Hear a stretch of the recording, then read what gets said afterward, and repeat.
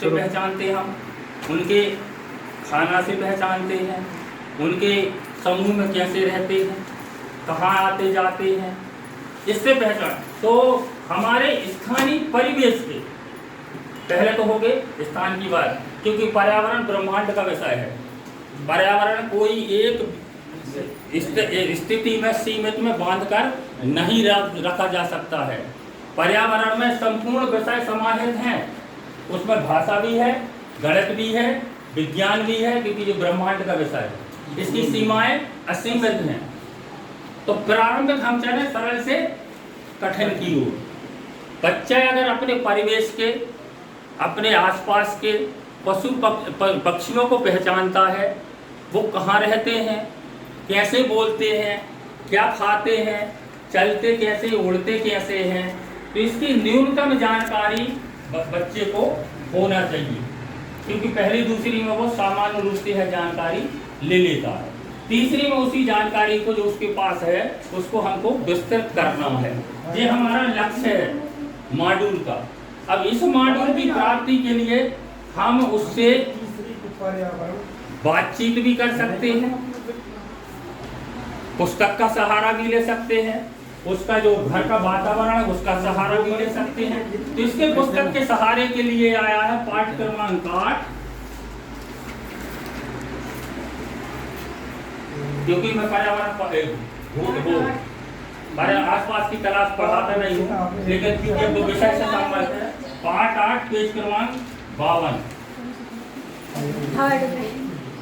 तीसरी में आसपास की तलाश में पाठ क्रमांक 8 पेज क्रमांक 52 में उड़ते पक्षी पंख उड़ाएं, उड़ते जाएं। तो इसके बारे में पाठ दिया गया है, लेकिन उसका टारगेट क्या है पाठ का? यही इस 302 की पूर्ति कहाँ हो रही? पेज क्रमांक 52 में, क्योंकि वह पाठ दिया है उसमें पक्षियों के बारे में विस्तृत जानकारी, कोयल है, मोर है, कौवा है, कैसा रंग होता है, कैसा बोलता है, क्या खाता है, कैसे उड़ता है। तो पाठ हम वहाँ पढ़ा रहा है, लेकिन जानकारी क्या देना है पक्षियों के बारे में। अब अगर वो मोर भी जानता है, रटा दिया, पाठ पढ़ा दिया, सब कुछ स्पष्ट हो गया। और अगर कहीं कोई किसी ने दूसरी पक्षी के बारे में पूछा, वो बच्चा जानकारी नहीं दे पा रहा है, तो यह मॉड्यूल अधूरा। ये हार्ड पार्ट है उसके लिए। तो भाई तुम्हारा कोर्स जितना था, तुम्हारा पाठ्यक्रम जितना था, तुमने जो प्रयास करना था कहाँ 3 बजे डायरी में, वो तो तुमने कर दिया, वो बेटर लिख दिया उसमें। हाँ अरे चुपचाप है अपन। वो जब कौवा की जगह छोड़ कर कहीं दूसरे की पूछे तो गौरैया कहाँ रहती है, गौरैया कैसी रहती है, गौरैया कैसी बोलती है, गौरैया क्या खाती है, तो बच्चा जवाब नहीं दे पा रहा। तो जो लक्ष्य है, लक्ष्य पूर्ति होना चाहिए, और वही लक्ष्य NSA का है। तो जो हमने तुमको निर्धारित करके दिया था, इससे इतनी क्लास में इस विषय में क्या इसको होना चाहिए, ये क्या इसकी जानकारी होना चाहिए, वो जानकारी इनके पास है का नहीं है, वो जानकारी है का नहीं। उसका मूल्यांकन होगा 12 की, और उसी की पूर्ति के लिए हम सभी लोग अभी एकत्रित हैं और हल्की सी परेशानी महसूस भी कर रहे हैं और अजीब भी लग रहा है।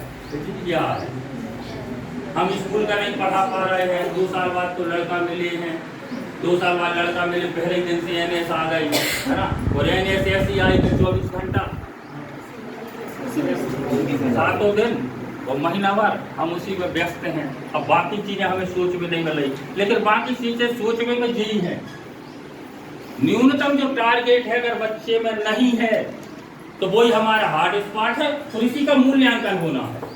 अब तो अगर NS में हमने पाठ या उसको टारगेट है पढ़ा दिया है, वो समझ गया है, तो वो कोई किसी भी पक्षी के बारे में पूछ ले,